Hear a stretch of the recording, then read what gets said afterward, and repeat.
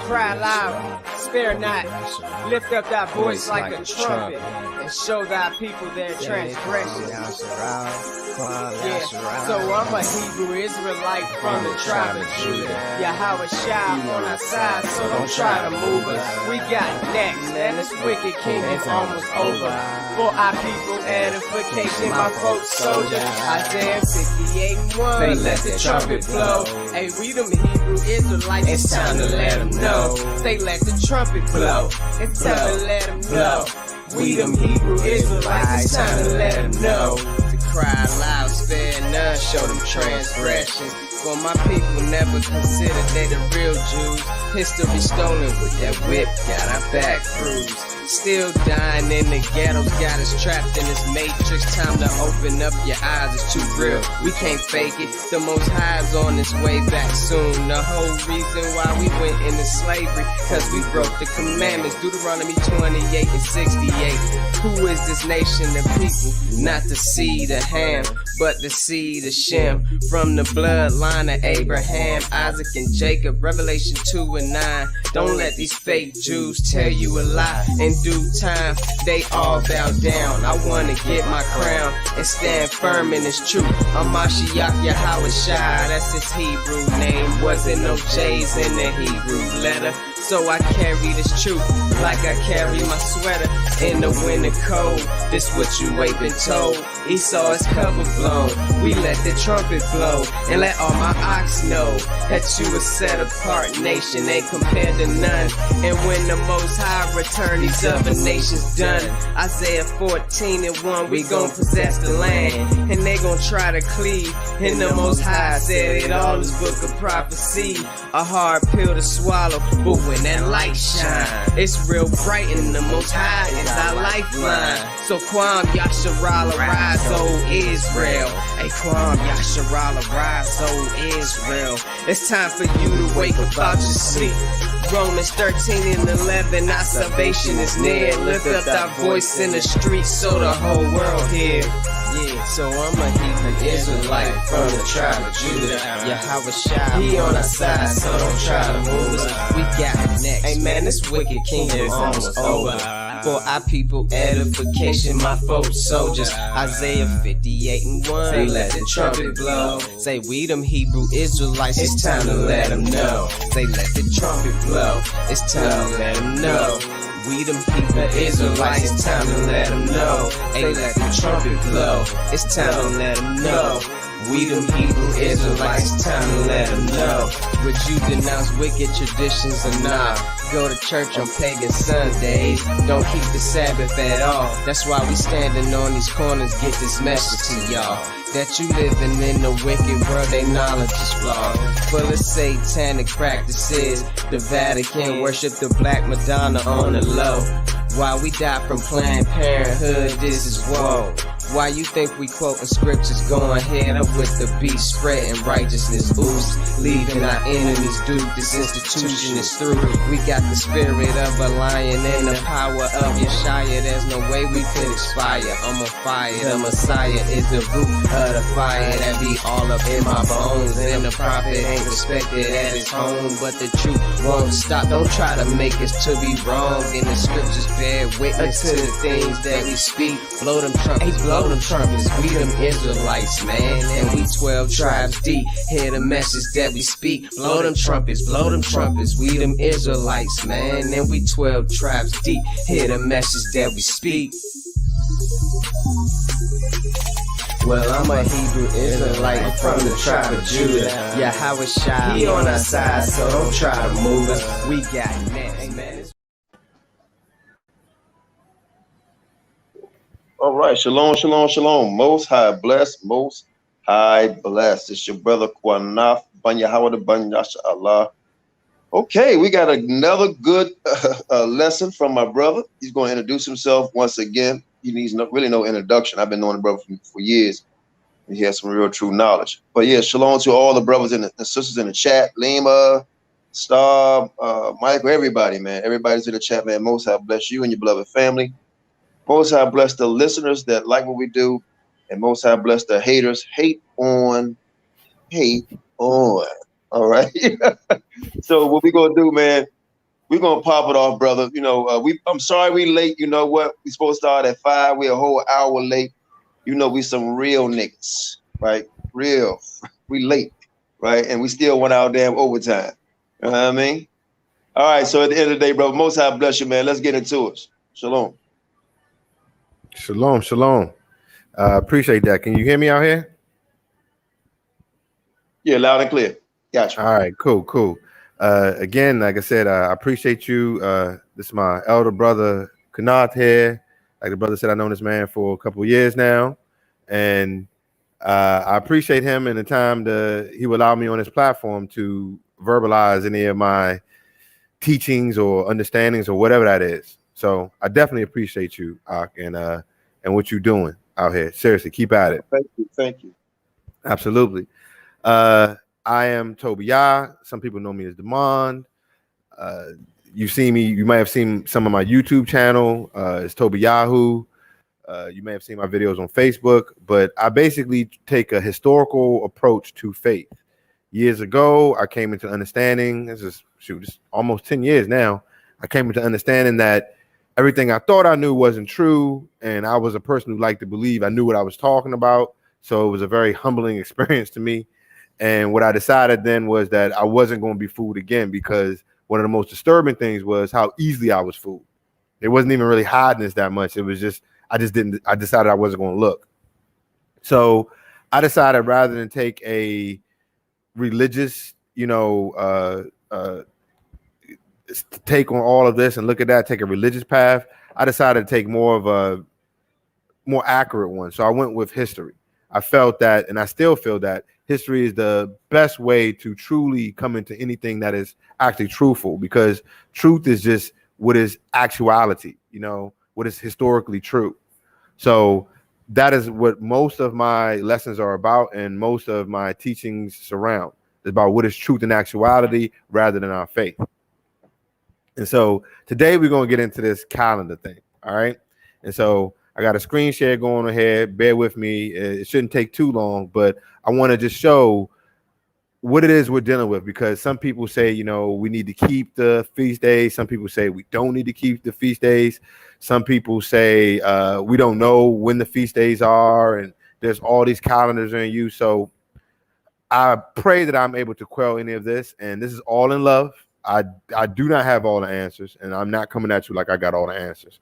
I'm standing on the shoulders of, ancient historians and people who came before me. So I'm just regurgitating information and presenting it to you, and prayerfully you will be able to receive it. I don't expect anybody to accept what I'm saying at face value. I'm giving out the information. Please look it up for yourself. Validate all things. So with that, let's go ahead and begin. So like I said, we got a lot of divisions here in Yashar. One of these divides is this calendar or reckoning of our Kadush or set apart days and how to calculate them. This calendar issue is so deep and complex, I actually had to break this up into a few different lessons. And when I did a video series on it, I did it in 3 parts. I'm just going to go over my first lesson right here, which is understanding the Enochian calendar. And before we can even understand the Enochian calendar, we have to discuss the other calendars, because they have to be discredited. So let's go all the way back in time to when calendars first came into dispute amongst the world in total. The original Roman Republic calendar consisted of 10 months, beginning in spring, with March and winter was left as an unspecified period of time, with weeks that consisted of 8-day weeks ended by a religious ritual and a public market or bazaar. So you can see it started here in March and ended in the winter months, right? And these right here became, like I said, some religious festivals. And so you can't possibly think that they had any understanding of the 7-day cycle. They went from 8-day weeks. Sometimes they had 10-day weeks. Rome was all over the place, really. The Julian calendar went into effect on 1 January 45 BCE. This is before the Common Era, by law, and was the predominant calendar in the Roman Empire, most of Europe, and the European settlements, which eventually extended to the Americas and beyond. It was continually refined and altered until it was gradually replaced by the Gregorian calendar in the 16th century CE, or the Common Era. The Julian calendar was a 365-day calendar that was divided in 12 months, with each year being 365.25 days long. Now, this measure of time, because it's like, 365 and a quarter day, that caused issues with your yearly calculations, obviously. So this was them trying to have a solar calendar because they were relating it to an older civilization that had a solar calendar. And we'll get into that in a little bit here. The Gregorian calendar is a calendar that replaced the faulty Julian calendar and provided an approximately 0.002% correction in the length of calendar to address the Julian's faults. In 1582, or the late 16th century, the Julian was replaced, and in doing so, the week in October was changed by 11 days. So pray everybody can see this. On Thursday, it went from the 4th to Friday on the 15th, right?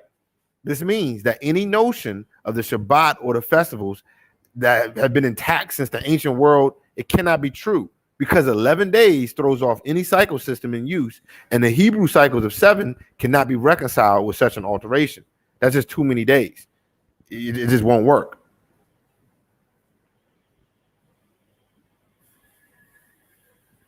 The Gregorian calendar is the current calendar in use today. This is what we all use, and this is what your children use when they go to school. This is what you use when you go to work. This is the calendar of life in the modern world. You all on the Gregorian. It is the most widely used civil calendar internationally and is named after Pope Gregory XIII, who was the one who introduced it in October of 1582 CE, like we just talked about. This calendar, it ain't even 500 years old, and it is a modification of the Julian calendar, which was the calendar in place before it, was proposed by Julius Caesar in 46 BCE, like we just said, and was itself a modification of the Roman calendar that we just went over.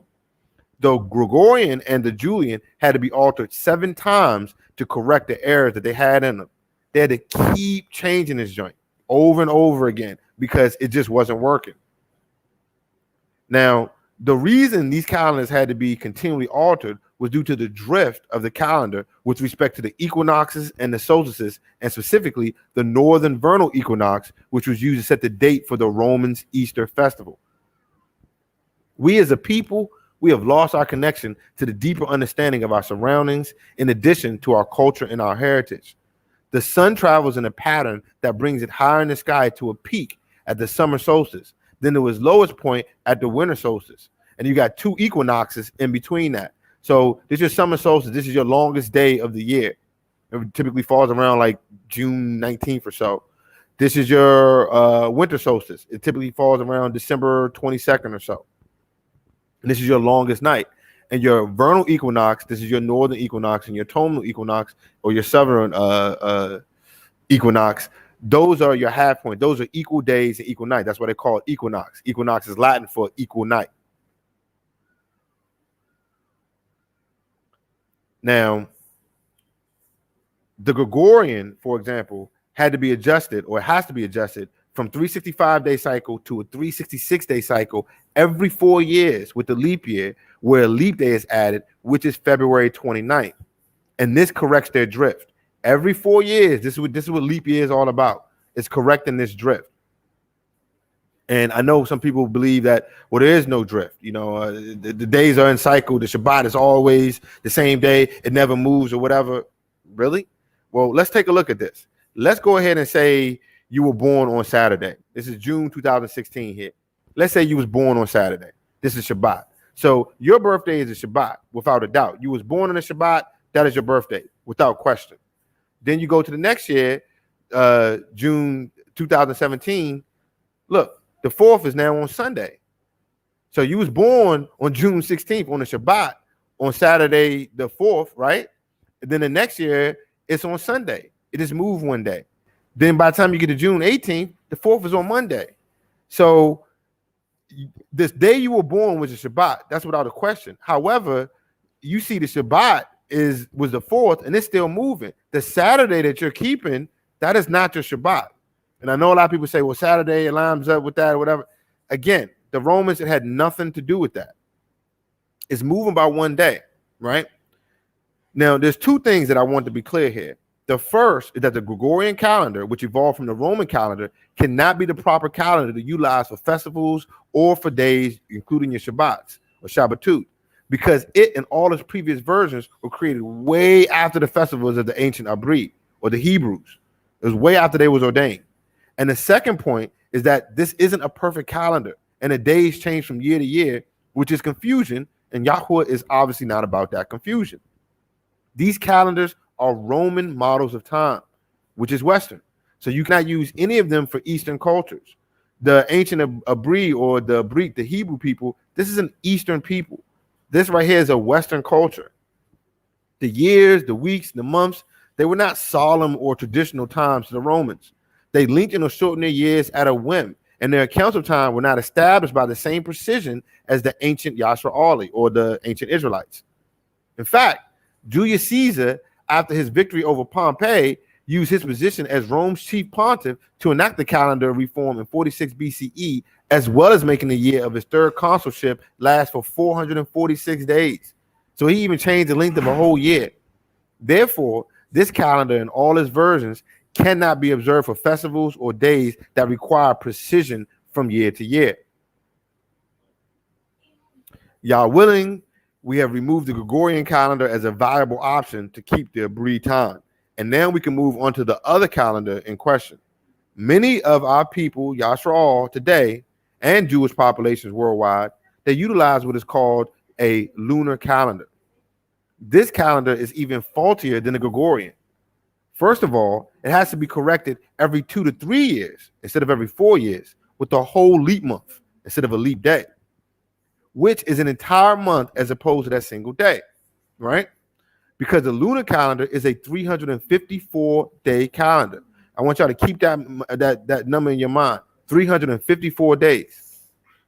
Some will use the lunisolar calendar like the Jews, which lunar months are brought into alignment with the solar year with some process of intercalation. Intercalation is just using the sun to bring your calendars back into alignment. This is typically done with an equinox or a solstice, depending on the belief system of the users.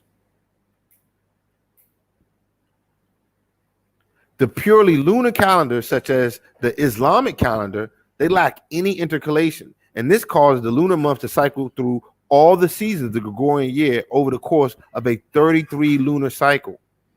Now, I'm pretty sure some of you know 33 is a Kabbalistic number. Now, it may definitely have some connection to the Messiah, when he died, right? He probably was 33 years old, but that is not what they use it for. It is Kabbalistic. It can be found in all kinds of Masonic symbols, as well as among other little secret societies and stuff. But we ain't gonna get into all that because that'll take too much time. The point is, this specific calendar was warned and prophesied about in Sefer Jubileum, or the Book of Jubilees, and maybe one of the reasons why it was actually removed from canon. So my brother Malachi put out a video where this guy from, I believe it was from Yale, or it may have been Harvard, I can't remember, but he was trying to explain the difference between canon and scripture. And it's actually true. Scripture is any collection of writings that you use for purposes of faith, right? Whereas canon is a set of books that are used, that are ordered, and they're used by a particular religious group. So I don't particularly subscribe to any type of canon. I read everything. I look at all the information, use 2 or 3 witnesses, and decide what is legitimate based upon that. That's what I suggest everybody else do, but to each their own. Anyway, the funny thing is, when you read Sefer Jubileum, or the Book of Jubilees, we read, and the children of Yashar'al will forget and will not find the path of years, and will forget the new months and seasons and Shabbatut, meaning the Sabbaths, and they will go wrong as to all the orders of the years. For I know, and from henceforth, or from now on, I will declare it to you, and it is not of my own devising, for the book lies written before me, and on the heavenly tablets the division of days is ordained, lest they forget the feast of the covenant and walk according to the feast of the Gentiles after their error and after their ignorance. So this text is warning about going after the ways of the Gentiles, after their error and their ignorance. They don't know. Verse 36 reads, for there will be those who will assuredly make observations of the moon, how it disturbs the season and comes in from year to year 10 days too soon. Remember, we just saw 354 days was for a lunar calendar, right? Okay, keep that in mind. Like I said, for this reason, the years will come upon them when they will disturb the order and make an abominable day the day of testimony, and an unclean day a feast day. And they will confound all the days of the Kadush, or set apart, with the unclean, and the unclean day with the Kadush. For they will go wrong as to the months and Shabbatut and feasts and Jubilim, or Jubilees. Last verse here. For this reason, I command and testify to you, that you may testify to them. For after your death and your children will disturb them, so they will not make the year 364 days only. What do we just read? The year comes in 10 days too soon, right? 354 days from 364 is 10 days.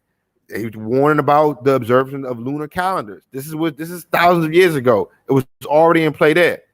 And for this reason, they will go wrong as to the new months and seasons and Sabbaths and festivals, and they will eat all kinds of bloods with all kinds of flesh. All right. All calendars that are not 364 days only will cause error. The calendar given to Canuck, or who we call Enoch, consists of exactly 364 days, and the lunar or lunisolar calendars both have 354 days. Like I said, this makes them come in 10 days too soon, and it disturbs all the other days out of alignment. This text, as I just said, was written 1,000 years ago, about 2 to be exact, and testifies that for the reason of changing the year from a set 364 days, the calculation of all the festivals in the Shabbatut are now lost. Now, some may question the validity of Sefer Canuck, or the Book of Enoch, or if it contradicts the Bible. But you have to ignore scripture to believe that, as the scriptures not only teach directly from the writing, it also directly quotes it. The 66-book canon, or the Christian Bible, supports Sefer Canuck without question. Let's go ahead and prove that right quick.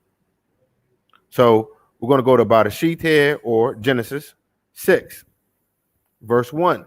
Now it came to pass, when men began to multiply on the face of the earth, and the daughters were born to them, that the B'nai Ha-Elohim, meaning the sons of Elohim, saw the daughters of men, that they were beautiful, and they took wives for themselves of all whom they chose. And Yahweh said, my spirit, or my Ruach, shall not strive with man forever, for he is indeed flesh, yet his days shall be 120 years. There were Nephilim on the earth in those days, and also afterwards, when the B'nai Ha-Elohim came into the daughters of men, and they bore children to them. Those were the mighty men who were of old, men of renown. Now, the word used there, Nephilim, was H5303. This is Hebrews 5303. That's very important. That's a strong. We're going to be looking at that and seeing what this actually means, what this is actually saying. The text informs us that men begin to increase on the earth, right? And when the daughters were born to them, the sons of Elohim saw them and took wives of them, which created the ancient mighty men of renown. Some translations use word giants instead of Nephilim, which means fallen ones. That's literally what Nephilim means. The root of word nephal means to fall, and is where nephal or nephil is derived. The root nephal, you see, it's a noon, a foot, and a lamed. Those are the letters, 3 letters, is a verb, and it means to fall or lie. And that is, like I said, it's Hebrews 5303. These are the letters that it is right there.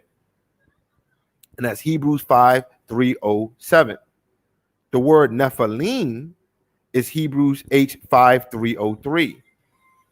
And that is the word that we just saw in that passage. So this word Nephilim is a derivative of that word, the root nephal. And it's often mistranslated as giants, and it's spelled almost as its roots with a slight addition. You see, it has the same thing, the same letters, right? The noon, the foot, it's got a yud, lamed, another yud, and a mem. I'm not trying to speak the letters to all y'all. I'm just trying to show y'all the word is. It's actually the same thing that you see right here, except it's got a yud and a mem at the end of it, which typically signifies pluralism. So if someone would to spell Yehudi or somebody from the tribe of Yehuda would be Yehudi. If you were talking about plural, you would say Yehudim. You would put a yud and a mem at the end of it. The word for giants in Hebrew is Rapha, Hebrews 8:7-9-4-7, as in Rephaim, and it's different than the fall. The word is Rephaim. There's the letters right here. Again, this is a resh. It's a foot, a laf, a yud, and a mem for that plurality with those last two, and is a proper name of a people, old race of giants. That is literally the definition of that word.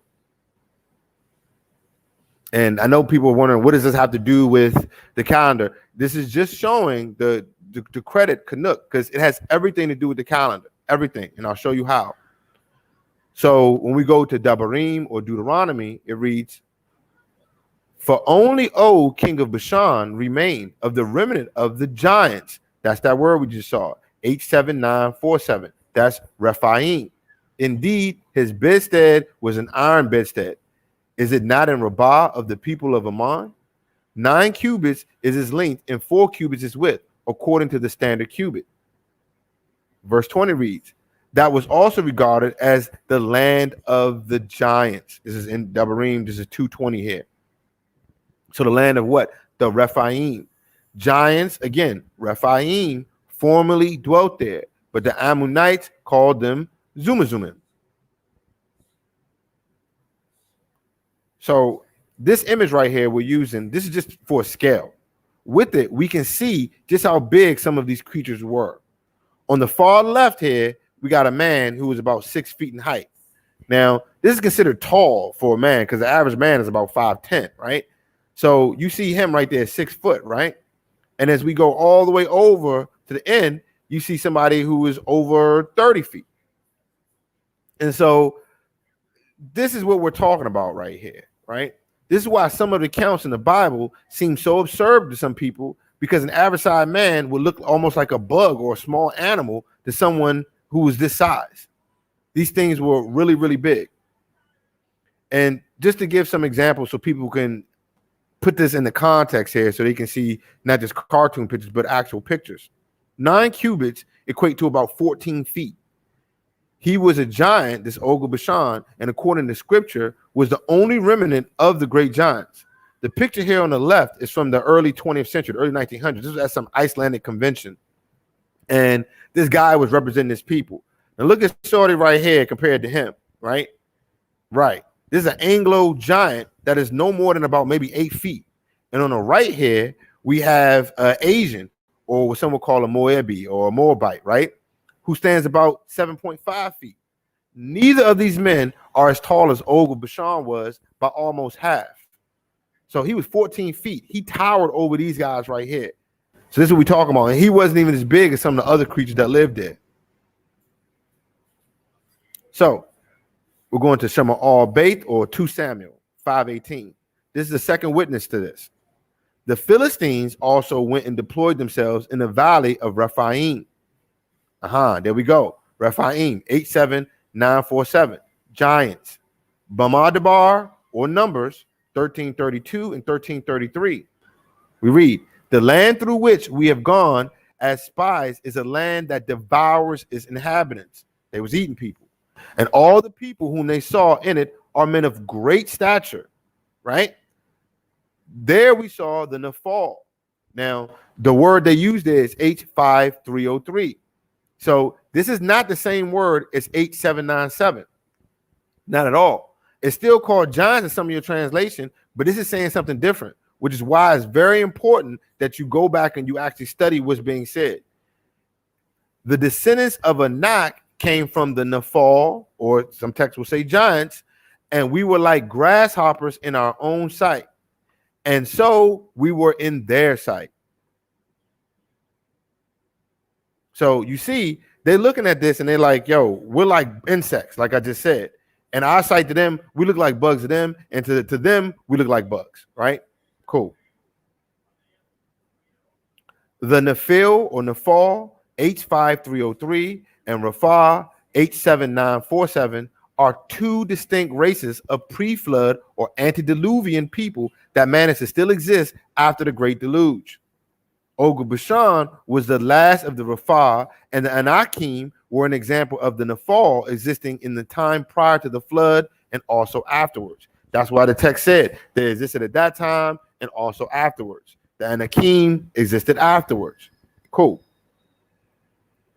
And right here we got a Peruvian skull, so people can see this is a elongated skull. Some of these bodies that these things came from were over 10 feet.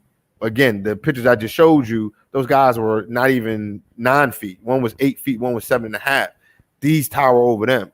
And where you had Beit Lacham, or the house of bread, Beit Lacham is house of bread, and Yerushalayim, or the Salem, Shalom, right?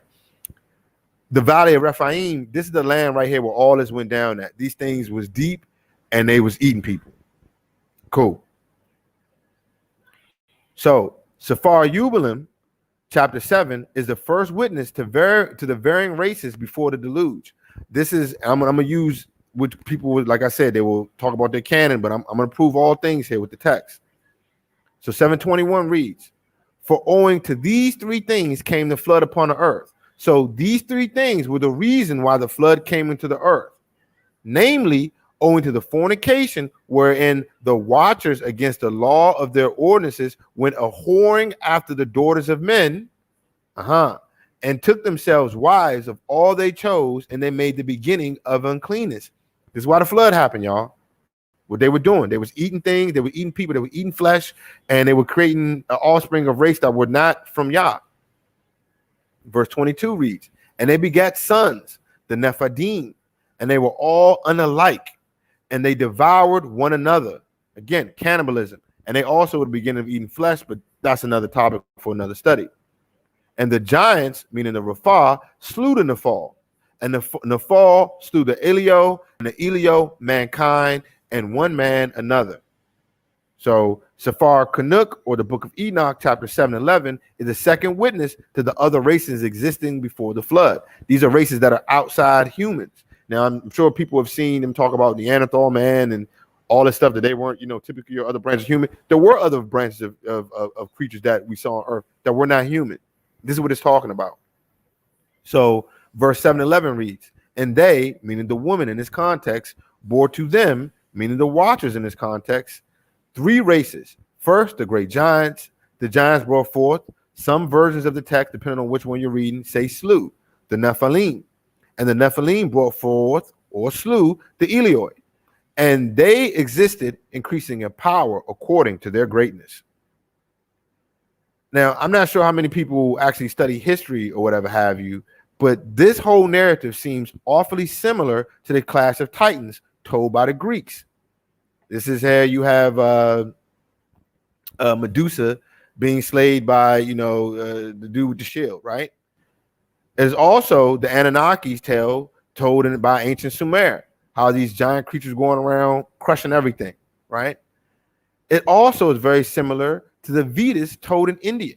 They had these creatures who were crazy. Some were animals, some were blue, had many heads, arms, animal parts, and whatnot, supernatural powers, lived for a long time, and they had a great war between them. All of them reflect the same thing. All three refer to a clash of monsters created by what we would call deities today, which almost destroyed the whole world. The most common resistance to Safar Kanuk as an inspired writing is the notion that the Malachim came down and defiled themselves with women. Some people just cannot handle it. They cannot take that. That notion itself rubs people the wrong way. They don't like it. And again, I'm not here to insult anyone's faith. I'm just trying to show you what's real historically. Some will claim, they will rectify all this by claiming that the term B'nai Ha-Elohim, which means sons of Elohim, is a reference to the good sons of Seth or Seth that went into the bad daughters of Cain or Cain. But that isn't supported by scripture anywhere. In fact, the term B'nai Ha-Elohim is a phrase used multiple times in scriptures, and it refers directly to Malachim or angels, just as suggested. Ayub, or Job, as it's translated, is a book that is the first witness that the sons of Elohim means Malachim or angels.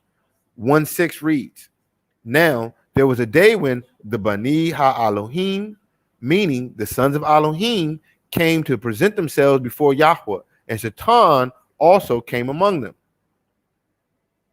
2:1 reads, and there was a day when the Bani Ha-Elohim, sons of Elohim, came to present themselves before Yahweh, and Satan came also among them to present himself before Yahweh. Now, unless we believe that Satan travels to Yahweh with the good sons of Sheth, that phrase cannot be in respect to mankind, but rather to the Malachim, just as it suggests. So we're going to use Lucas or Luke 20:36 as the second witness to this phrase, meaning Malachim. It reads, nor can they die anymore, for they are equal to the Malachim, meaning messengers or angels, and are Bani Ha-Elohim, or sons of Elohim, being sons of the resurrection. So that's what it means. When it tells you you're going to be the Bani Ha-Elohim, it means you're going to be like Malachim or angels. So you won't die anymore because they were immortal beings. That's what this is talking about. The good sons of Sheth were not immortal beings, right? So this immortality is defined as being equal to Malachim, right? And this means that Malachim left their estate in Shamayim, or the heavens above, and consorted with women, which produced men who were powerful and legendary. We're talking about figures that you've heard before: Zeus, Hercules, Thor, all these names that are thrown around. These are ancient men with powers of eternal renown. And the standard 66 book canon agrees with this sentiment in every single way. We're going to prove this in Yehuda. This is Yahusha's, or the Messiah's, younger brother. They call him Jude. His name is Yehuda. Chapter 1 is the first witness to this agreement. Verse 6 reads, and the Malachim, who did not keep their proper domain, but left their own abode, he has reserved in everlasting chains under darkness for the judgment of the great day. Verse 7 reads, and Sodom and Amorah, or Sodom and Gomorrah, and the cities around them in a similar manner to these, so just like these, having given themselves over to sexual immorality and gone after strange flesh, are set forth as an example, suffering the vengeance of eternal life. As I just said, Yehuda is one of the 12 and the brother to Yaakov, or James the Just, Yaakov Sadiq. He's using the example of the Malachim who left their place and profaned themselves with women as a lesson about Sodom and Amorah, who did the same thing and were destroyed. And these Malachim are locked up in eternal darkness until the day of judgment. So when we go to the book of Enoch, or QANATH 10:15, we'll see where Yehuda received his understanding from. Where is he getting all this from? He's getting it from the same material that everybody was reading in that time period. Sefer QANATH, or the book of Enoch. 10:15 reads, to Mikael, this is the archangel Michael. Likewise, Adonai said, go and announce to Shemyatza, this is one of the watchers that didn't do what they were supposed to, and to the others who are with him and who have been associated with women. This is the strange flesh they went after, that they may be polluted with all their impurity, and with all their sons shall be slain, or when all their sons shall be slain, when they shall see the perdition of their beloved, bind them for 70 generations underneath the earth until the day of judgment and the consummation, until the judgment which will last forever is completed. So if we continue to read in the book of Yehuda, this is your 66 book canon. This is your Bible, right? He even quotes Sefer QANATH directly, just for emphasis. Verse 14 reads of chapter 1. Now QANATH, he's telling you who I'm quoting here, the seventh from Adam, prophesied about these men also, saying, behold, the master comes with 10,000s of his saints. Verse 15, to execute judgment on all, to convict all who are wicked, among them of all their wicked deeds which they have committed in a wicked way, and of all the harsh things which wicked sinners have spoken against him. He's quoting QANATH directly, right? Verse 15 says to execute judgment on all, to convict all, right? So he's talking exactly about this conviction, right? So we read 2:1 from QANATH. Behold, he comes with 10,000 of his Kudushim. Kudushim simply means dedicated or chosen ones. Some translate that as saints. Same thing, 10,000 of them, right? To execute judgment upon them and to destroy the wicked and to reprove all the carnal for everything which is sinful and evildoers have done and committed against him. Same language, same thing. This is where he's getting it from. Kafar Bait, or 2 Peter chapter 2, is a second witness to this, right? Just so people can see that this is in your standard book. This is not something that's, off the rails here. This is there. And the Sefer QANATH, or the Book of Enoch, was found in the Dead Sea Scrolls. It was right there, along with the Book of John. So all this is legit, even older than what you call your most, treasured book, the Bible. And so it reads, verse 4, chapter 2, verse 4 reads, "For if Elohim did not spare the Malachim who sinned, but cast them down to Tartarus," this is Sheol or hell, Sheol, the grave, "and delivered them to chains of darkness, to be reserved for judgment, and did not spare the ancient world, but saved Nuach, one of 8 people, a proclaimer of righteousness, bringing the flood on the world of the wicked." So he's talking about this. Where did he get this information from? You can't find this nowhere in the 66 book canon. It's not there. What Yehuda was talking about, nor what 2 Kafar or 2 Peter's talking about. It's nowhere in your 66 book canon. You got to go outside of that to get this information. And we get it in QANATH or Enoch. 10:6 read, again, Adonai said to Raphael or Raphael, "Bind a Sator." This is Azazel. "Hand and foot, cast him into darkness, and opening the desert," which is in Deuteral, "cast him there. Throw upon hurled and pointed stones, covering him with darkness. There he shall remain forever, cover his face, that he may not see the light." I'm emphasizing darkness, how you're supposed to be thrown into darkness here, for a reason. "And in Yom Hadin, or the great judgment day, let him be cast into the fire." So this Sefer QANATH, or the Book of Enoch, was a writing heavily utilized even up to the 1st century in the time of Mashiach. There's no denying that. It's all right there. So back to the point about the lunar calendars. I just wanted to make sure everybody understood that QANATH was legitimate, because that is your calendar system. And any reason you discredit it is only because the Roman Catholic Church told us that it was not canon. They decided what you should and what you should not read. These same people who couldn't get a calendar together, they telling you it's legit. So the point about this lunar calendar thing, this calendrical system was not even created by ancient Abrim, right? The ancient Israelites did not make this, nor was it utilized by them for festivals or Shabbatut, or Sabbaths. The lunisolar calendar was probably created by Hellenized Yehudim, or specifically the Jews, which, as I've shown before, are actually Edomites, who remained after the exile in 70 CE.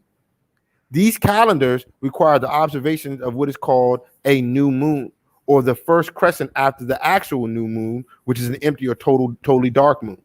Some will claim that a dark moon as a new moon is westernized or lies of the white man or whatever, but that doesn't even seem relevant to me, as the practice of the observance of the crescent moon is not new and symbolic of the ancient worship of bulls during the age of Taurus, of which indicates the processions of the equinoxes. So every year what you have happen is the equinox comes and the stars move in the sky. And as they go, the equinox sets in a different constellation, or it continues to move. It lasts sometimes for thousands of years. You have different ages, right? You have age of Aquarius, which we're supposed to be going into, and age of Taurus. Age of Taurus was of the ancient world, is why you saw so much bull worship going on, right? So that's what you see right here, this bull, right? And this star on his head. The observation of the new moon in respects to months is actually from Greek culture as far back as 750 BCE, and it originated from moon worship through a deity known to them as Selene or Diana. There's your Wonder Woman, right? Same person. Your Statue of Liberty as the same person. And just as her brother Helios, which is where the word holy is derived from his association with Apollo, who is called Phobos, meaning bright. Selene, from her identification with Artemis, who is just another form of Ishtar or Inanna, is also commonly referred to by the epithet Phoebe, which is the feminine form of Phobos Okay. There's your Statue of Liberty. There's your Selene. It's all the same thing, right? It's all the same thing. Nothing has really changed. Apollo is understood in the Abrit or Hebrews to be the fallen one locked under the earth according to scriptures. Remember that being we were talking about that was locked in darkness? It was in darkness. You chained them to the great day or whatnot. That's Apollo, right? So here we go. Kazun or Revelation 9:11. They had a king over them, the Malik, that's angel of the abyss, whose name in Abrit is Abaddon, and in the Greek is Apollyon, that is destroyer. We compare this with Canuck or Enoch 10:6. Again, we read, and Adonai said to Raphael, bind the sets of all, right? Azazel, hand and foot, cast him to darkness, and open the desert, which is in Deuteral, cast him there. All the earth has been corrupted by the effects of the teaching of Azazel.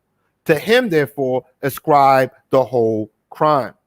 So the Abrit or the Hebrew people, they put everything on him. Everything that happened with the fallen, with this great war, all this stuff, it happened because of them. And even in Kazun and Revelation, it talks about a war that happened in heaven. So, I mean, anybody who doesn't want to see this, not to be insulting, but this is just because your dogma or your doctrine won't allow you to look outside and see what is actually there. The text is very clear here. And so I want to show you this chart, right? I want you to look at this. This is what we're talking about. So Nimrod or Nimrod was in your Bible. Ishtar, that's also in your Bible. Tammuz, also in your Bible. All of them are there. This is where it all started, from ancient Babylon. It translated over to Egypt. They became Osiris, Isis, and Horus. It went to Persia. It became Baal or Bel, Inanna, what we just talked about, Mithra, right? It went to the Greeks. It became Zeus, Semiramis, Bacchus. It went to the Roman Empire. They used Baal as well. Diana, like we just talked about. Serapis, right? That's what we did in our study. We were trying to show what they worship, Serapis. In the Renaissance period, like the 1300s, CE, the Common Era, it became Jehovah, the Virgin Mary, and Isis, or right, which we now know to be Jesus. But remember, there was no J even 500 years ago, so it was just Isis to them. In modern times today, it's Moloch, Columbia, and Jesus. That's everything right there. That's what this is, right? And when you look at study history, like for example, if you look at the Greek historian Herodotus, he explained the adoption of Greek deities came from older African ones. So the Romans got what they had, they all admit, from the Greeks. The Greeks admit they got theirs from African ones, right? The Persians got them from Africa. Everything went back to the older African ones, going all the way back to Nimrod, Ishtar, and Tammuz. Everything stemmed from them. The records of Selene and Helios are counted in Hesiod, right? Who was a Greek poet, widely considered by scholars to have been alive sometime between 750 and 650 BCE. That's that same time period we were talking about there, about their moon worship. There you got Selene right there, right? This was during the time of Homer, right? You also see Apollodorus and Ignis, Fabulous, all that stuff, all these people. I'm just giving you citations so you can see where this stuff comes from. The oldest statue of Selene is from the 5th century BCE, which we displayed earlier. This one right here on the left is from the 19th century. This is a much newer one. The oldest one is which we just showed. But I want you to notice this crescent. You see this crescent? It's in all the statues of Selene. That is not a coincidence. It is a symbolic for the worship of the crescent moon and the origin for its observation for the new month for lunar calendars. This is a common theme from the ancient world and its worship of pagan deities. It is associated with the start of the month based on a lunar observance or the moon festival of the month.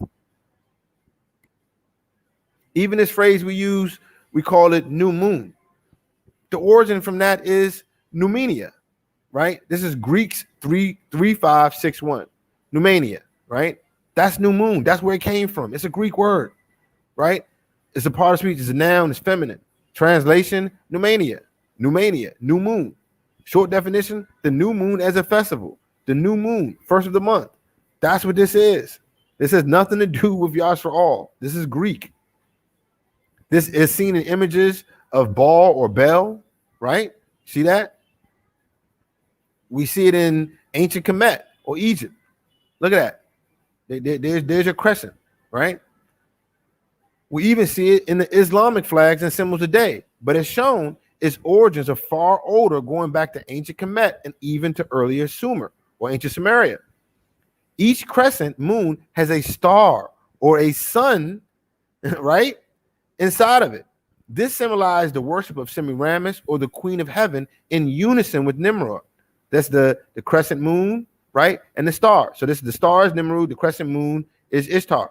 You worship them in unison. If any more information is desired about the transition of the old deities into the modern ones, you can please check out our videos on the website, Who is Your Mighty One, and Toby Yahoo on YouTube.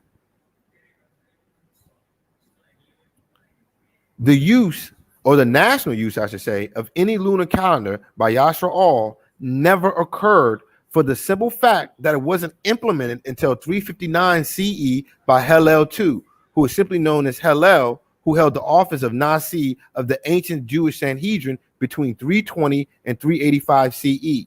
It was he who first introduced the fixed new moon calendar, which is the lunisolar calendar that is based on the combining observation of the earth, moon, and sun, and is still in use today by Judaism, even to this day, for the determination of the first day of the month.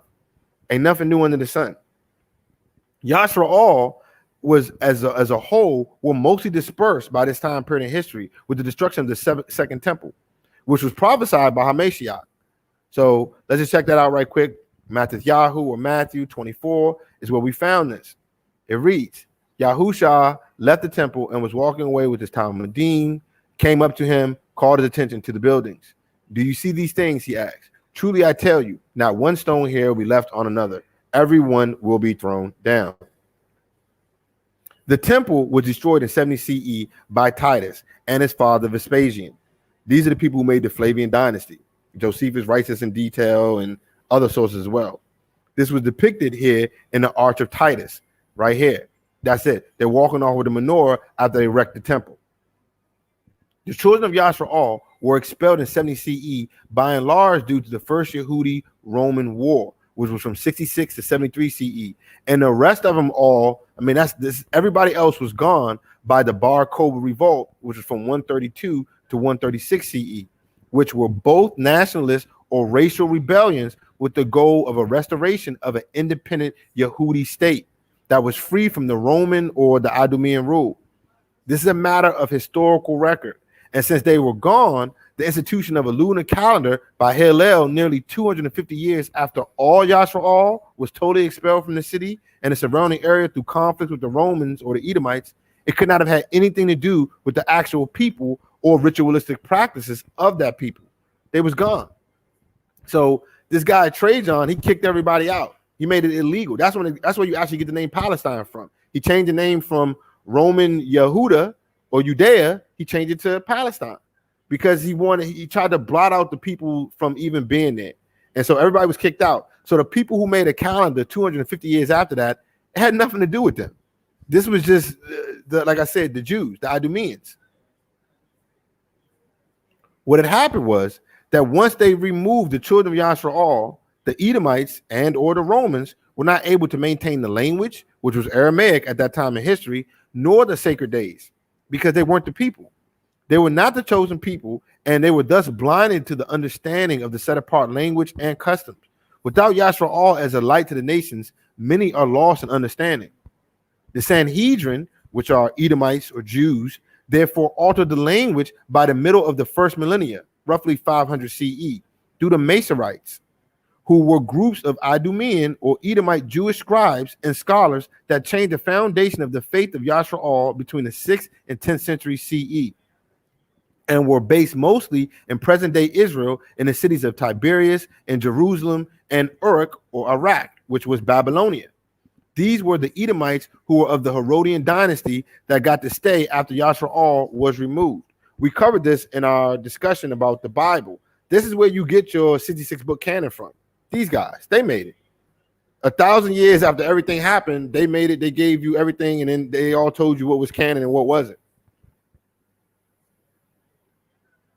Each of these groups worked to create a new system of pronunciation and grammatical guides in the form of religious texts we now call the Babylonian Talmud. This was done by the various groups to standardize the foreign pronunciation to the new adoptive culture and to organize their new Jewish Bible, the Tanakh, for the worldwide Jewish community to consume. There are nearly 1,000 differences between the two prevailing Masoretic translators of Ben Ashar and Ben Naphtali. So just to show you that they ain't even agree with what they was doing themselves back then, right? And this is an example right here of the Nakud. This is where your vowel points even emerge from, as well as the change of other translations to reflect their new worship system, and where many errors started to come into play here. Like I said, they weren't the people, so they were just winging it, right? And so to make people understand what I'm saying about this vowel point system, let's take the letters here. Let's say you had two letters. You had S and M, right? Just two letters. Now, depending on how you put vowel points, that could be same. It could be some, as in sum of money. It could be some, as in I want some more. It could be a name, Sam, etc. It could be all those things. Depending on where you put vowel points, it could change that words drastically. For this reason, many people will rightfully note that the observation of the new moon is explicitly commanded by Elohim, and I am not one to counter the bar of Elohim, but men copied these texts, like I said before, and men are not like Elohim. Men are faulty creatures, right? So this term new moon, right? Or the term new moon in general, I should say. So when we look at the Bible, we say, well, it says the new moon. I see it right there, right? It's clearly, it says new moon, so it's there. That's what I'm observing. Well, you have to, again, put this in an Eastern mindset. The term new moon, or Yara'ak Kadash, in Hebrew is actually not found in the Hebrew scriptures anywhere. And the word Kudash, or month, is in reference to the solar month.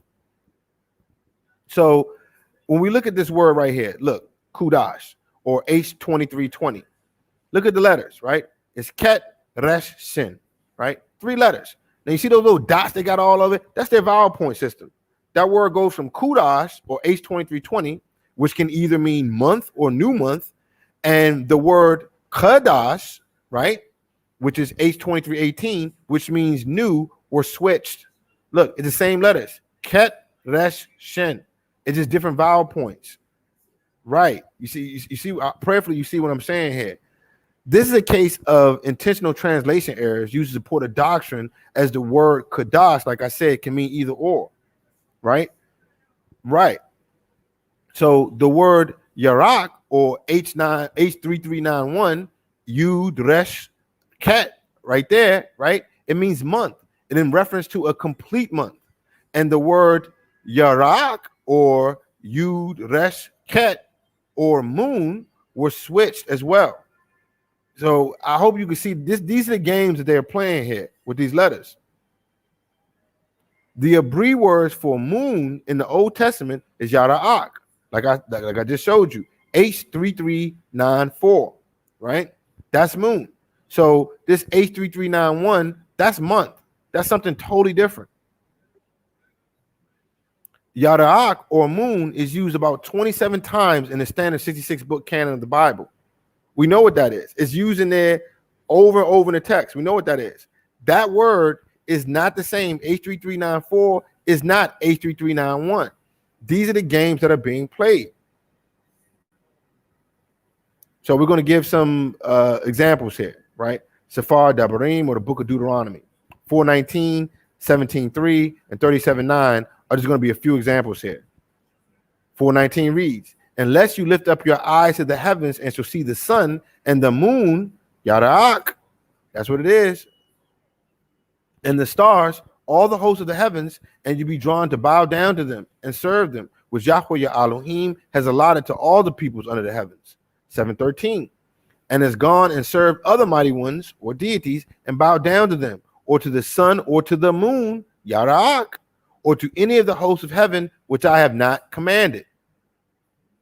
Barashit, or Genesis 37:9, and he dreamed yet another dream, and told it his brethren, and said, behold, I have dreamed a dream more, and behold, the sun and the moon, Yara'ak. Again, all these words are using H3394. This means moon, and the 11 stars obeisance to me, right? Everything was in obedience to him. H3994, Yara'ak, moon, original word, like I said, Yud Resh Ket, right there. Yara'ak, phonetic spelling, Yara'ak, moon. H2320, Strong's is Kudash, and can also be translated as new month. Strong's is that given the word Kodesh, okay? So I hope I'm not going too fast and people are actually picking up on that. This is a different word. Yarak, H3391, total different word, right? It's the same way you have words in English that have multiple meanings. You know, lead and lead. Those are two different things. If I said, you know, watch out for that piece of lead, right? And I'm saying I'm going to lead you somewhere. It's basically the same letters, but it's two different meanings, different words. And this is what we're dealing with here. And this word H3391 means same letters, Yud Resh Ket. It means month. Again, check this all out for yourself. This is not, I don't expect you to believe me. Just check it out for yourself. H2320 is Kudash and can also be translated as new month. Please note the short definition in Strong that is given the word Kudash. Look at it. Month. Right there. Right? Ket Reshin.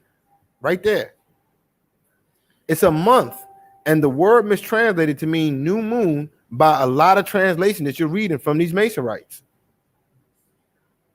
Now, I'm going to show you a verse from Tehillim or Psalms that uses the phrase new moon that a lot of people like to go to. They say, well, it's right there. No moon, blow it at the full, the new month. We're actually viewing the text in the Abri language. I got the Strong's of it so everybody can see it.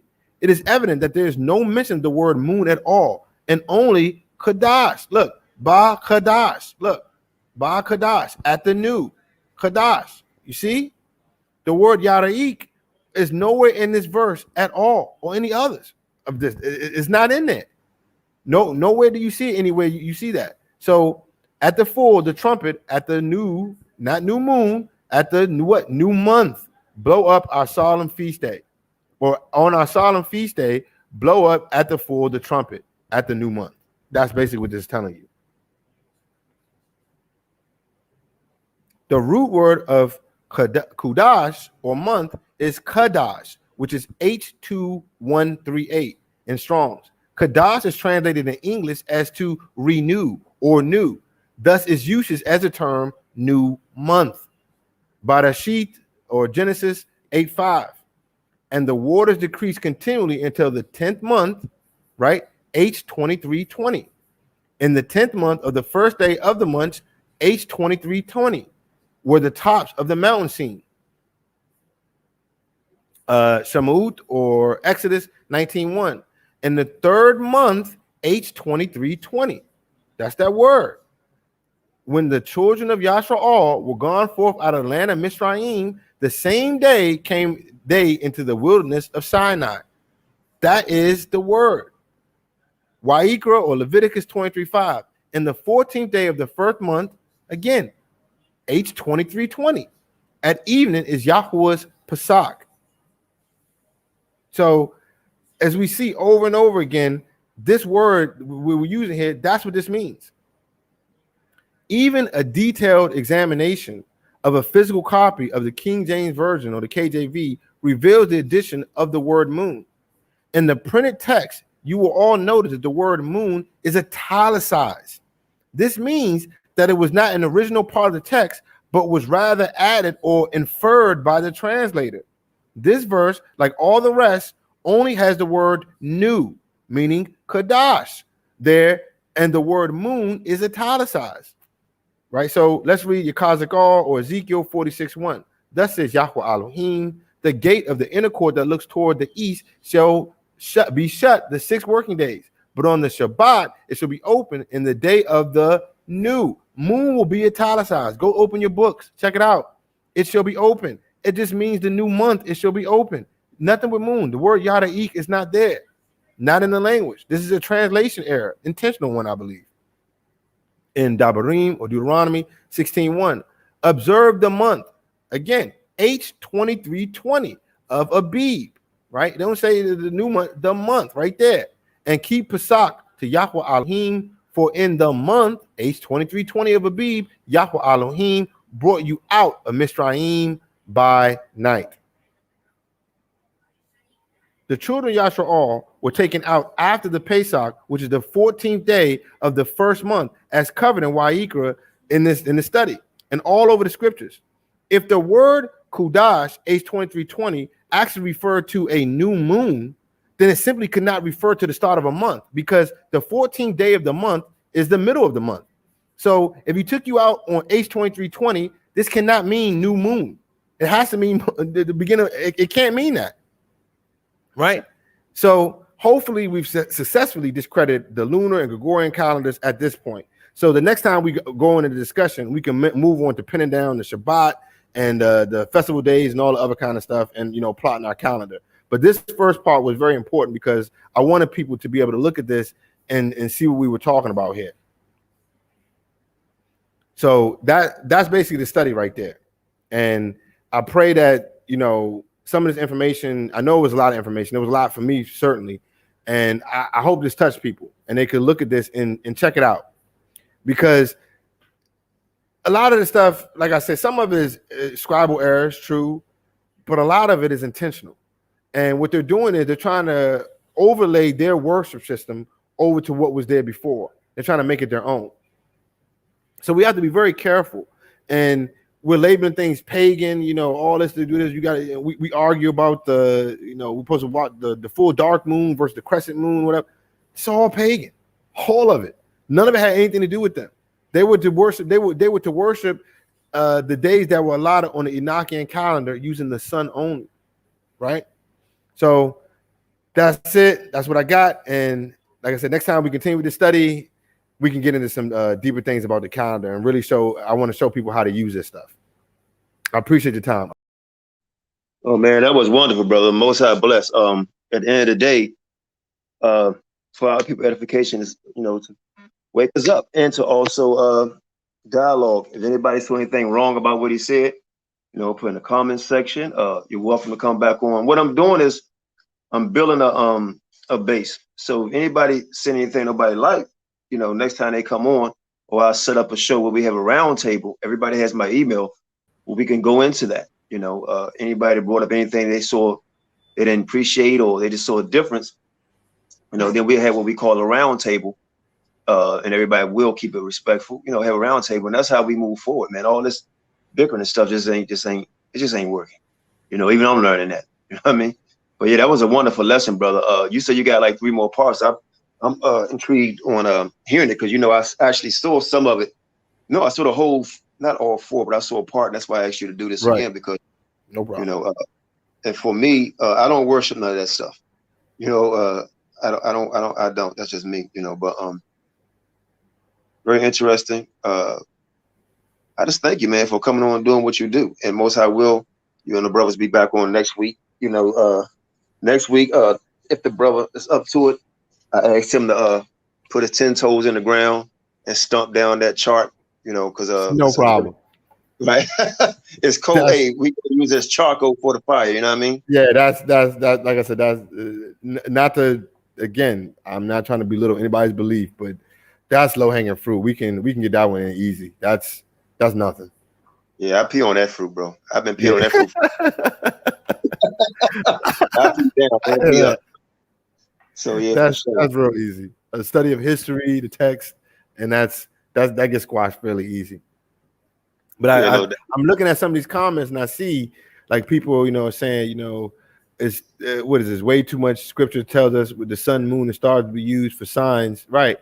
So it tells you for signs, seasons, and Shabbatot or Sabbaths, right? It doesn't tell you you're supposed to use them all to figure out your Sabbaths, and your festivals and whatnot. It says all of them. Do you use the stars for your Sabbaths? Of course not, right? That's why I brought up Yehubalim or Jubilees, because it specifically, we'll get into that to the next time we study this, it specifically tells you use the sun only. The Enochian calendar, whether people like the book of Enoch or not, that is your only calendar, okay? That is your only calendar. The main reason why people have reverted to this new mania or new moon way of keeping their days is because there's no calendrical system in the Bible. It just tells you this is the beginning of the month for you. It doesn't tell you when that starts. It doesn't. So you have to guess that. That's because the people were reading QANATH. They were reading Enoch. They had the calendar on hand. So it wasn't nothing to them to go look at it and go see what it was. Let me say something real quick. Real quick. I'm sorry, Select. No, Michael wanted to be on the round table next time, and my brother Yesharel said, "Beware of anyone teaching to disregard what the Most High set in place from the beginning. The star, the moon. The sun, the moon, and the star." Genesis 1:14-18. Hey, look, for me, it's a lot of people that believe in what the brother teaches, and a lot of people believe in what you just said. I have my opinion. Everybody know my opinion. I'm just trying to be neutral at this point so we can have that dialogue, and I just hope each and every one of us that come on, if you can't answer it when they bring out the scriptures, then bow down gracefully to the truth, not man. So both of you brothers, welcome to come on the next. Maybe we can do that in 2 weeks. Set something like that in 2 weeks. Nobody has yet to come on and spoke on the last class you brothers did on eating meat. I heard a lot of chatter. I hear a lot of people stumping, and that's all they're doing is stumping in place like babies. So somebody please come forward. Don't make F.O.P.E have to come forward and challenge our own brother, man. But it's a lot of stuff we do agree with. I tell anybody, let's look. Everything for me is up on a chopping block. Please. If it's something I'm saying that you don't agree with, and I'm not saying the Most High created something pagan. That's not what I'm saying. What I'm saying is using the new moon is pagan. That's what I proved that historically. I showed you where it came. It came from the Greeks. And your people, Yasharal, they wrote about it. They said that that's wrong. That's after the Gentiles, after the foreigners, the heathens, after their era, right? So if you use a new moon calendar, your year is 354 years. How are you using a 364-day calendar? You can't. Let me interrupt you for real quick. My apologies to Alicia Yesharel. I'm sorry, okay. I just went on look right at the last name. My bad. Right. If I could see the face real good, I would have done that. So hello, sis. Go ahead, bro. So is the Star of David evil? The Star of David. Wait, you talking about the star that the Masonites used for the Leningrad Codex that you talking about? Put it like this. Historically, Yasharal had nothing to do with that 6-sided, 6-point, 6-triangle star. Nothing. There's nothing historical about that. You can go back thousands of years. You can go all the way up to the 1st century. They had nothing to do with it at all. Period. That star wasn't used until, like I just said, the Masonite period. At that point in history, all of Yasharal was from the area. They were all gone. This is the truth. And I know, again, that people use it, whatever. I'm not even trying to argue the point. I'm just saying you was historically true. You won't find anything in archaeology. You won't find anything in the archaeological record, any of the texts, anything like that have anything to do with that at all. Let me let you back or land me back on that because of course, please. Because we've done numerous of classes on it, and for F.O.P.E, we don't call it a star, and I think that's the main thing that people make a mistake on. They say the Star of David, and you don't find the Star of David in the scriptures. You could deal with the lily, you could deal with what we call the pomegranate. How a pomegranate shape. Sure. We could see that in nature all the time. Absolutely. Right, absolutely. Right. So that's what we deal with, and some people may disagree with that, and that's fine too. But we would gladly take on the questions. My honest opinion, for real talk. There's so many bigger issues to be dealing with. No doubt. To me, like I'm not trying to I'm trying to answer the brother's question. Abner, Michael, Israel. Right. So that's all I'm trying to deal with that. Is the Star of David evil? Whatever. I'm just telling you that historically that emblem that is being used is used for the state of Israel. It had nothing to do with Yasharal. That's all I'm saying. Now, whether you want me to say it's evil, is a picture evil or not? I mean, to each their own on that. I'm not here to fight that. I don't particularly utilize it simply because it's not historically accurate to say that anybody of the people actually use that. And as far as so the sun and moon and stars are evil. When did I say that? I mean, I didn't say that either. I never made that comment at all, ever, at any point in this did I ever say that. All I'm simply saying, and I'll repeat it again, is that the use of the new moon for a calendrical system is pagan, meaning it is from the Goyim, it is from the heathens, it is from foreigners, particularly the Greeks, about 750 BCE. It had nothing to do with ancient Yashra'al or the ancient Israelites. Nothing. Well, let me ask you this. Because you can go like they got the Moabite stones, and Professor Lee is supposed to be coming on Saturday, Most High will, to launch his book on Amazon, and he's going to do his first show on our channel. Hallelujah. Hallelujah. But, yeah, so now you can go into the Moabite stones and many other stones in the caves, and you see that same symbol that people will call a star or the pomegranate or the lily and so on. Sure. In the scriptures, but you see these ancient writings before, if you want to say Europeans. Oh, yeah. Before they was even on the scene, right? To come up with these symbols, 100%. Like right now, right? Like they use they changed the what they call it, the rainbow into an alphabet sign. All these damn alphabets, LBD, all these damn signs. You know what I mean? So the scriptures say they turn good into what? Evil. Absolutely. But so if you can answer this real quick without going to a heavy conversation about it, what about the stones that we see before the people came up with that paganism that you spoke? Absolutely. What I was referring to, as I stated before, I'll repeat that one more time. You will never see ancient Yashra'al or the Israelites use that for faith-based worship or anything like that. They didn't deal with that. Now, the Moabites, they did. Now, we know the Moabites was heavily into some raw stuff, right? Them and Amun and Ammonites, they were all into all kind of stuff. And that stuff absolutely predated the Masoretic period, no doubt. But like I was also explaining, the Idumeans or the Masorites, the Edomites of the first century and beyond, all they did was take things that were older than them. The crescent moon and star worship, that goes back thousands of years before they were there, right? So them using that symbol is no different than that. The Moabites were not Yashra'al. And I stand by that statement because it's historically true. Yashra'al or the ancient Israelites did not use it. Well, okay. One or two more questions. Please. Because somebody said that you kind of left us hanging, and the brother did say he has like 4 or 5 lessons just on this topic alone. I know, because I've seen one lesson longer than this. So how do we follow, even though they gave us dates, how do we follow dates now? I mean, from my understanding, we don't know what day it is. A lot of times we saw us a Sabbath. I don't think we really know. You know what I mean? Right. So how do we really follow a date? Because I don't think we know, because people say they changed the times. It's really easy, actually. Oh, I'm sorry. You had something to say, bro? No, go ahead.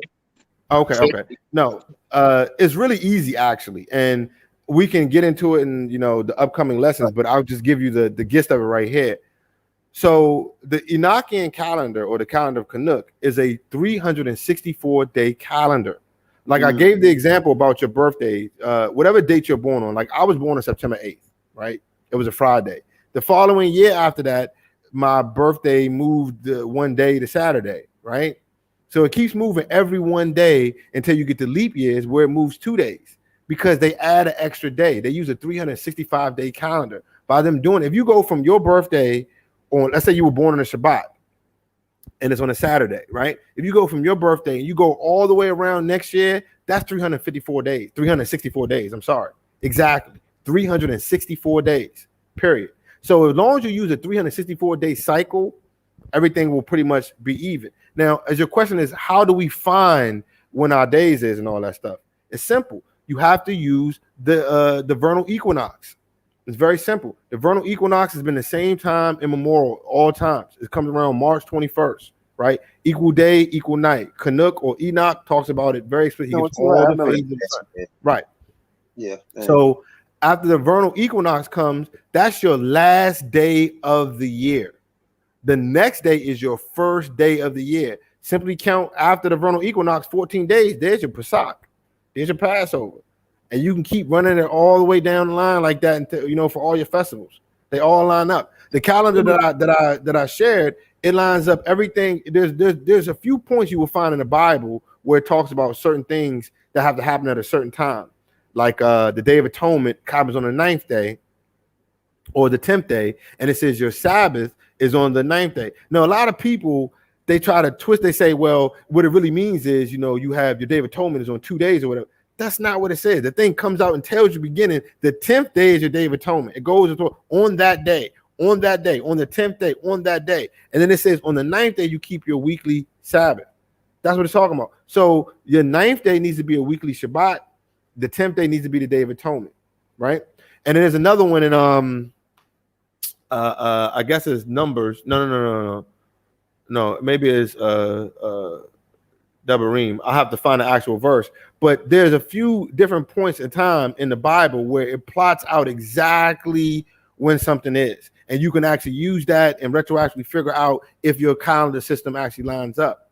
But as I said, all you have to do is just simply use the sun. It's real simple. Our people use sundials. That is found all over archaeology and our civilizations. They use sundials. They knew exactly what it was. It was like an agricultural calendar, if you will, right? So you find a vernal equinox, and as soon as you find that, that's your last day. And that is the 4th day of creation week. So 3 days after your vernal equinox will be your Sabbath. And there's another trick you can do when they do their correction, right? I remember I told you they have leap year. So every leap year goes from 365 days to 366 days. They got to add an extra day to make up for their drift, to bring everything back in alignment. Coincidentally, that February 29th that they add, that's always going to fall on a Shabbat. It's always going to fall on the Sabbath. That's just how the seven, remember, everything is in cycles of 7. That's how it works out mathematically. So you will always find it on leap year, find out whatever day that is that falls on, that's going to be your Shabbat. Look for 3 days after the spring equinox. Yeah, I'm sorry, that's not my expertise. So I always have to. Y'all Sham, he's pretty good at. Can I say something real quick? Sure.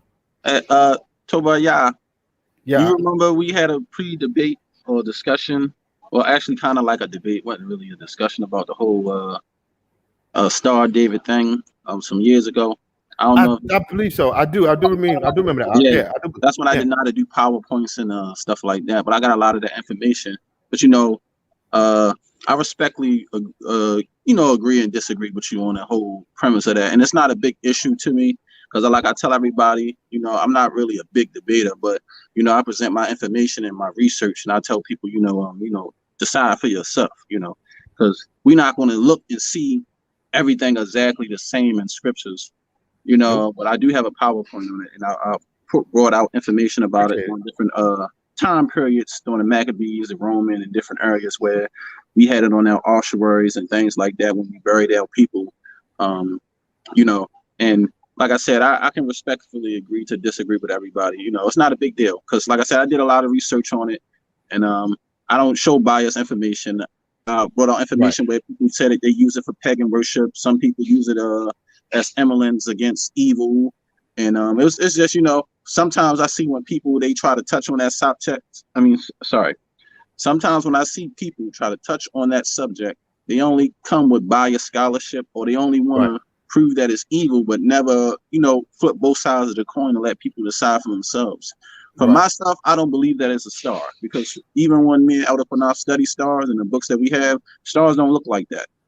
And we know that for a fact. But everything has, shape, symbols, and signs that they use. So, like I said, brother, I got nothing but love for you, but I can agree to disagree with you. Let me say something real quick. How about this real quick before you leave, brother? It's like, how can I stump him? I think I can stump you on this one right here, because you use the. Hey, look, here we go. This is a dummy down one right here. we all, and this is everybody, right? When you read the Bible, we always say birthday, birth, right? But you notice in the scriptures, it never say birthday. They gonna tell somebody age, they always say days old. Right. Days old, right? They don't go backwards. Right. We the only one to go back. That's why I don't count my birthday. That's why I don't keep it. I'm the same age I was when I was first born. Yeah, I don't keep it. My children don't either. I don't keep my wife. I don't keep anything that is outside. I don't keep any anniversary or anything that is done yearly, ritualistically. I don't observe anything. So I don't do birthdays. I don't do anniversaries. I don't do any of that stuff. Like my family was like, you a whole Jehovah's Witness out here, something like that. And it's like, I think everybody got a little semblance of truth. You know what I'm saying? Every religion got a little glean of truth. So I don't ever observe that stuff. That don't mean I wouldn't go to somebody's graduation. As long as you're not keeping it every year, I'll be there. It's not a problem. If you're throwing a party for something, I'll go to it. It's nothing like that. If your child has been weaned and I observe that, but I don't do anything ritualistically or on a yearly basis. So why you got that? I'm looking behind you and I see that cross on your wall. There ain't no cross in here. Ain't no cross in here. Yeah, ain't no cross in here. So maybe we can set up something. I want to touch on one last thing with Shamar, like what Ox said right there. To say like evil, that's a strong word. Like I said, I don't use it, and I don't whatever because historically Yashar didn't use it for that. But I will say there's a caveat to that. A lot of people don't know this historically. Shulamah, and the reason why it gets attributed to Dawood a lot of times or David, right? Shulamah or Solomon, he did have something to do with that symbol, right?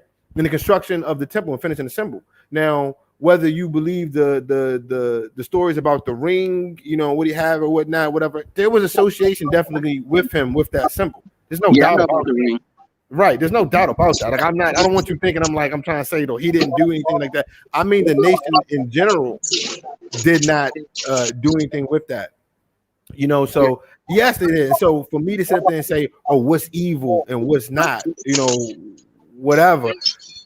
I'm real careful about how I cast stones at anybody or anything. I'm not really going to say any of that stuff. And even the term pagan, you have to understand what pagan means. Pagan simply means it doesn't align with the Abrahamic religions. Okay, you would call me pagan. You would call me pagan. You would. This is the truth. So I think people misunderstand what I'm saying. I don't ascribe to Judaism. I don't ascribe to Christianity, and I don't ascribe to Islam. I don't really fall in any of those categories. I don't. Ergo, I am a pagan by the very definition of the word. So please understand what I'm saying right there. So I'm sorry.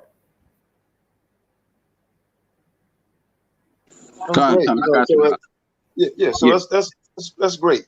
So hey man, thanks for coming on. And let me, by the way, this brother is F.O.P.E, and for our edification, man, at the end of the day, we just try to get out information, and we don't have to agree all the time. It's how things are, So, hey, look, so Most High will, man, we're gonna see you next Thursday.